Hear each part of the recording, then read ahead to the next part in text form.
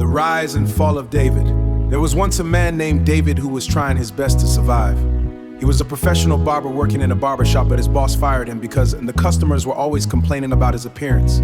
Because he lacked decent clothes and had no other choice if he wanted to eat, David started doing menial odd jobs around the neighborhood. He went to construction sites, washed clothes for people, cleaned houses to get by. One fateful morning, David saw a young student crying on her way to school with a notebook in her hand. David stopped her and asked, "What is the problem?" She replied that her teacher would flog her because she hadn't done the assignment. Wondering who could have helped the little girl complete such a difficult task with very difficult. Even I struggle with who helped you with your homework. Soon after, David met with the teacher and the principal in the school office. The principal asked him, "Young man, what is your occupation and what are your qualifications?" David answered, "I hold an NCE." The principal then asked, "Can you work for us?" Because it was much better than the domestic chores he had been doing. The next morning, David entered the classroom filled with joy and gladness. He greeted the students, introduced himself, and taught his lessons. However, during the break, a parent walked in and accused the new teacher of stealing her child's money. David tried to explain himself, saying, "Madam, I am new here. I was just employed and today is my very first day." But the woman refused to listen to anything he had to say because he was immediately arrested by police officers.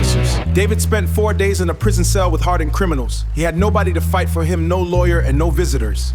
Feeling a sense of pity, she said to him, "Son of no man, can you come work at my house as domestic staff? This school cannot employ you, and due to the public embarrassment I caused you." David replied, "Mom, you are influential and powerful. There is nothing I can do but obey your wish." She offered to work for her. After many days of working for the woman, her husband arrived back home from the United States. Everyone in the household was happy and celebrated his return. One fateful day, Honorable Jackson, the husband of David's employer, was looking for a professional barber to cut his hair because of his high status and influence in the barber, or a quiet place where I can get a haircut without a crowd noticing who I am. David answered, "I can help you. I am a professional barber with 5 years of experience. Since you have all the necessary tools here at home, let it cut it for you." The man decided, "Let's give it a trial." David pleaded for a shop of his own so he could stand on his own 2 feet and practice his true trade. Honorable Jackson set up a large modern. After the grand opening of the shop, David became incredibly popular. Everyone wanted to be his friend. Unfortunately, this sudden influx of friends led David down a dark path of womanizing and heavy drinking. Eventually, one of David's friends introduced him to a new gambling scheme in town. David went as far as selling the most expensive equipment in his salon just to raise the stakes for the game. In the end, David lost everything. He was left weeping and completely confused. And using a different strategy. David told him, "I don't have any money left, and I have already sold most equipment to play that first game." His friends urged him, "Why don't you go borrow money?" David from went to Honorable Jackson? Jackson's house, the Honorable Life warmly, and made him feel comfortable.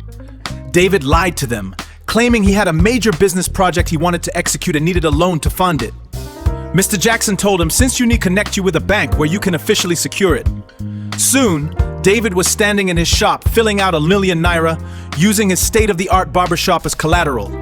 The loan was approved, and the money took a portion of the funds to throw a massive celebration with his friends and poured the remaining balance right back into the gambling scheme.